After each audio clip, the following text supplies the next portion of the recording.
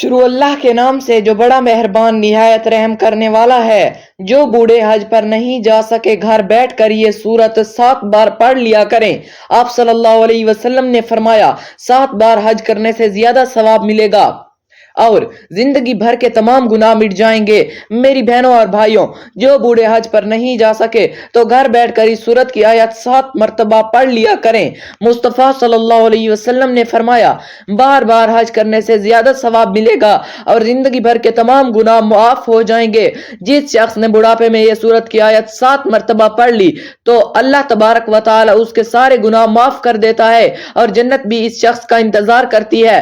حضور اقدس صلی اللہ علیہ وسلم کے پاس ایک بوڑھا شخص آیا اور عرض کیا، اے حضرت محمد مصطفیٰ صلی اللہ علیہ وسلم، میری عمر ڈھل چکی ہے، گناہوں کا بوجھ ہے، اللہ رب العالمین سے معافی مانگتا ہوں مگر دل خوف زدہ ہے۔ حضور اقدس صلی اللہ علیہ وسلم نے فرمایا یہ آیت 7 مرتبہ پڑھو، اللہ رب العزت تمہارے سارے گناہ کو معاف کر دیں گے، تمہارے دل پر سکینت نازل فرما دیں گے۔ وہ بوڑھا شخص خوشی سے نعرہ تکبیر بلند کرتا ہوا مسجد سے باہر نکلا اور حضرت محمد صلی اللہ علیہ وسلم نے فرمایا اگر یہ آیت پڑھتا رہے تو یہ جنت میں داخل ہوگا۔ میرے محترم عزیزو، حضور اقدس صلی اللہ علیہ وسلم حضرت جبرائیل علیہ السلام کے ساتھ ایک ایسے روحانی سفر پر روانہ ہوئے جو کہ نہ زمین کا تھا اور نہ آسمان کا۔ وہ ایک جہاں نور تھا، یعنی کہ عالم نور تھا، جہاں نہ وقت کا گزر تھا نہ فاصلوں کی حدیں۔ حضور اقدس صلی اللہ علیہ وسلم کے چہرہ انور سے اس نورانی جہاں میں ایسی روشنی پھیل رہی تھی کہ جس طرح نگاہ جاتی وہ منظر سجدے میں گر جاتا۔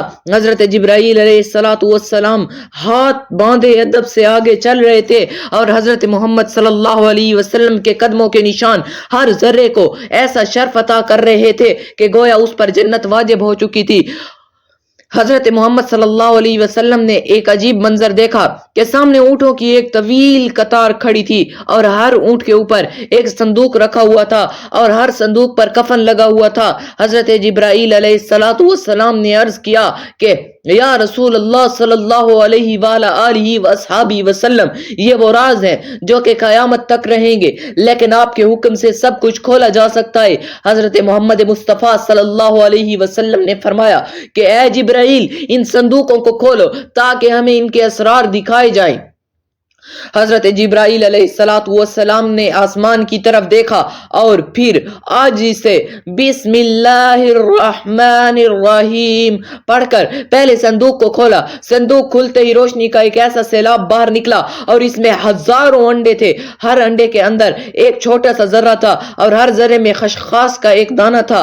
حضرت محمد صلی اللہ علیہ وسلم نے اس خشخاش کے دانے کو دیکھا تو فرمایا جبرائیل یہ کیا ہے؟ حضرت جبرائیل علیہ السلام نے عرض کیا یا رسول اللہ صلی اللہ علیہ وسلم، یہ کائنات کا وہ راز ہے جو انسان کی عقل سے بہت بلند ہے۔ جب انہوں نے اس خشخاش کے دانے کو کھولا تو اندر ایک جہاں آباد تھا۔ اس جہاں میں دریا بہہ رہے تھے، پرندے آسمان پر اڑ رہے تھے اور ایک عظیم مجمع لگا ہوا تھا جس میں علماء خطبہ دے رہے تھے اور وہ علماء اعلان کر رہے تھے کہ انسانوں ان قریب ایک آخری نبی حضرت محمد مصطفیٰ صلی اللہ علیہ وسلم آنے والے ہیں۔ وہ ایسے نبی ہوں گے کہ جس کے آنے سے زمین کو زندگی ملے گی اور آسمان کو سلامتی۔ حضرت جبرائیل علیہ السلام نے ان الماس سے فرمایا اے صاحبین علم، وہ نبی آ چکے ہیں اور یہ جو تمہارے سامنے کھڑے ہیں یہی وہ آخری نبی حضرت محمد مصطفیٰ صلی اللہ علیہ وسلم ہے۔ سب علماء فوراً اپنی جگہ پر ادب کے ساتھ کھڑے ہو گئے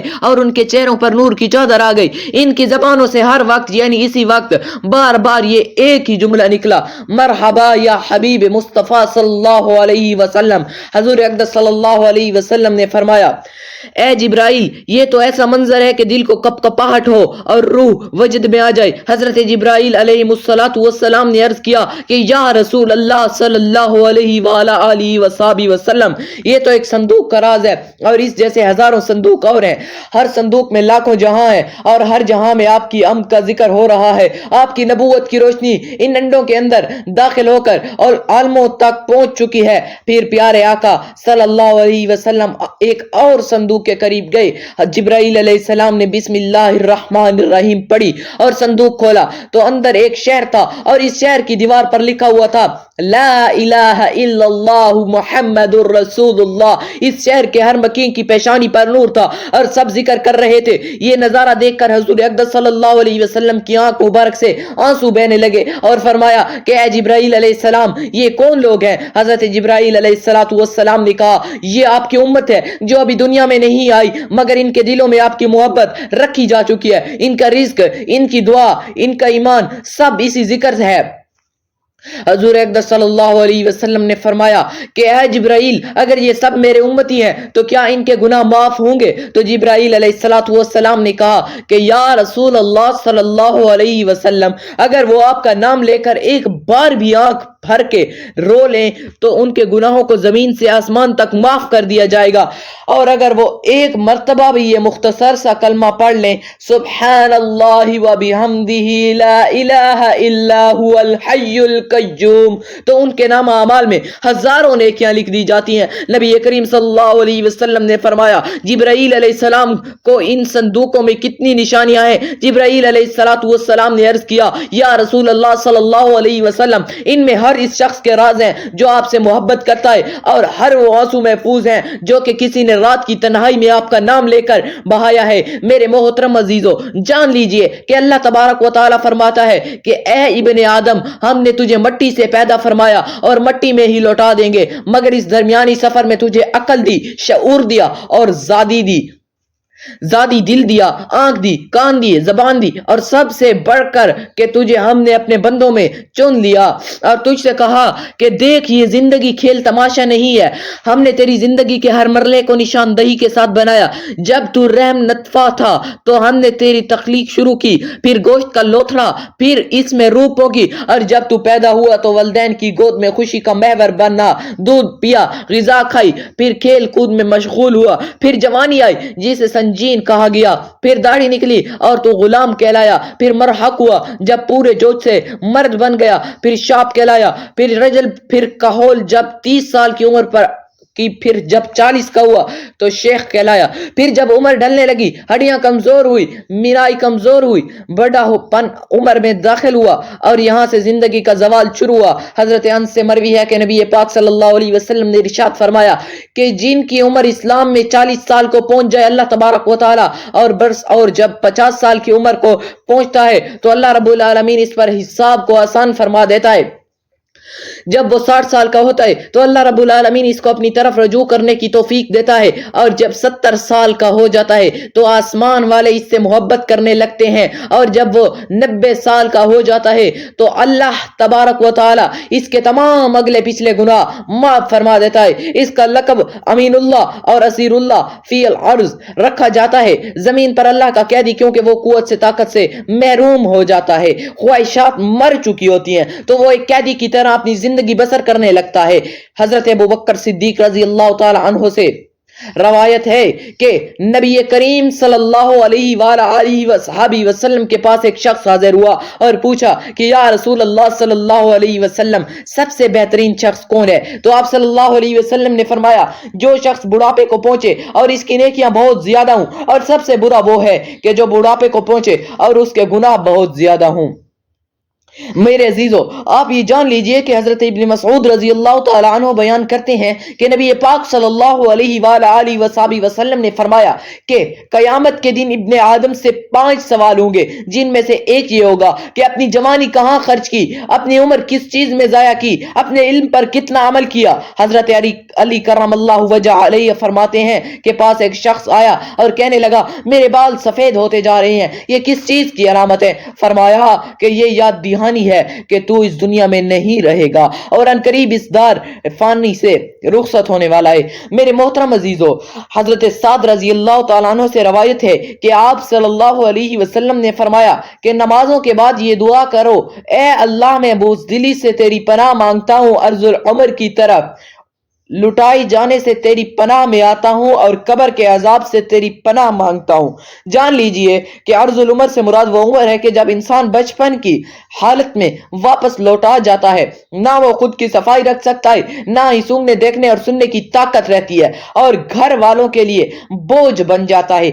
अकल कम हो जाती है और लोग मौत की ख्वाहिश करने लगते हैं। अल्लामा ऐनी रहमतुल्लाह अलैहि फरमाते हैं कि राजुल उमर वो है कि जिसमें इंसान अपनी अकल खो देता है, समझने की ताकत नहीं रहती, याददाश्त कम हो जाती है। ऐसे शख्स की हालत माजूर बच्चे जैसी हो जाती है। वो इबादत नहीं कर सकता, यहां तक कि वो किसी इंसान को नहीं पहचान पाता।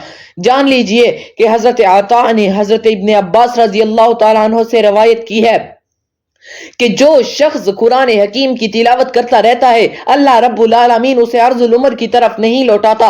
उलमा ने फरमाया कि जो इल्म कुरान हकीम से जरार है वो कभी भी जिल्लत वाली उम्र को नहीं पहुंचता, बल्कि जितनी उम्र बढ़ती है इतनी ही बढ़ती रहती है। जान लीजिए कि अल्लाह सुब्हानहू व तआला इरशाद फरमाते हैं कि हमने इंसान को मट्टी से पैदा किया और फिर हम ही ने इंसान को वफात देते हैं और बाज को नाकारा उम्र की तरफ लौटा देते हैं ताकि वो जानने के बाद भी कुछ ना जान सके। लिहाजा ए बंदा मोमिन, अगर अल्लाह ने तुझे जवानी दी, सेहत दी, ताकत दी तो इसका शुक्र अदा कर और नेक अमाल कर ताकि बुढ़ापे में तेरे लिए आसानियां हों। जान लीजिए कि नबी करीम सल्लल्लाहु अलैहि वसल्लम ने फरमाया कि जो शख्स 7 मरतबा ये आयत पढ़े ले तो अल्लाह तबारक व तआला इसके तमाम गुनाह माफ फरमा देते हैं और 7 बार हज करने से ज्यादा सवाब मिलेगा और जिंदगी भर के तमाम गुनाह मिट जाएंगे। बूढ़े लोगों की इबादत का जिक्र कुरान और हदीस में खास अहमियत के साथ आया है। बुढ़ापे में इबादत करना ना सिर्फ अजर अजीम है बल्कि यह आखिरत की कामयाबी का जरिया भी है। कुरान हकीम में अल्लाह तबारक व तआला फरमाते हैं और जो कोई नेकी का अमल करेगा, ख्वाह मर्द हो या औरत, बशर्त ये कि वो मोमिन हो, तो यही लोग जन्नत में दाखिल होंगे और इनके साथ जर्रा बराबर भी ना इंसाफी नहीं की जाएगी। बूढ़े अफराद अगर उम्र के आखिरी हिस्से में भी नेक अमल करते रहें तो उनके लिए ये आखिरत में निजात का बाइस बनेगा। बुढ़ापा तौबा और रुजू अल्लाह का बेहतरीन वक्त है। नबी करीम सल्लल्लाहु अलैहि वसल्लम ने फरमाया, अल्लाह सुब्हानहू व तआला ने फरमाया बंदे की तौबा कबूल फरमा देते हैं जब तक कि इसकी रूह हलकूम तक ना पहुंच जाए। सुन तिरमिज़ी हदीस नंबर 3537। बूढ़े लोगों को चाहिए कि वो अपनी जिंदगी के आखिरी चंद लम्हात में कसरत से इस्तग़फ़ार करते रहें और अल्लाह तबारक व तआला से माफी मांगते रहें। बुढ़ापे में ताकत खत्म हो जाती है लेकिन जिक्र तस्बीह हर वक्त की जा सकती है। आप सल्लल्लाहु अलैहि वसल्लम ने फरमाया, तुम्हारे बूढ़े लोग तुम्हारे सबसे बेहतरीन हैं। सही इब्ने हब्बान। बूढ़े अफराद अगर कुरान हकीम की तिलावत, तस्बीहात और दरूद शरीफ पढ़ते हैं तो यह इनके लिए नूर, कब्र और आखिरत में निजात का जरिया बनेगा। बुढ़ापे में जिस्मानी कमजोरियां और बीमारियां आम हो जाती हैं लेकिन सब्र करना और अल्लाह का शुक्र अदा करना भी इबादत है। अल्लाह तबारक व तआला सूरत अल इमरान आयत नंबर 3 से 186 में फरमाते हैं, और अगर तुम सब्र करो और परहेजगारी इख्तियार करो तो ये सब्र करना हिम्मत के कामों में से एक काम है। बूढ़े लोगों की दुआएं खास तौर पर कबूल होती हैं क्योंकि वो खलूस के साथ अल्लाह तबारक व तआला से मांगते हैं। हुजूर अक़दस सल्लल्लाहु अलैहि वसल्लम ने इरशाद फरमाया, 3 लोगों की दुआ रद्द नहीं होती, मजलूम की दुआ, मुसाफिर की दुआ और बाप की दुआ अपने बेटे के खिलाफ। सुनन तिरमिज़ी।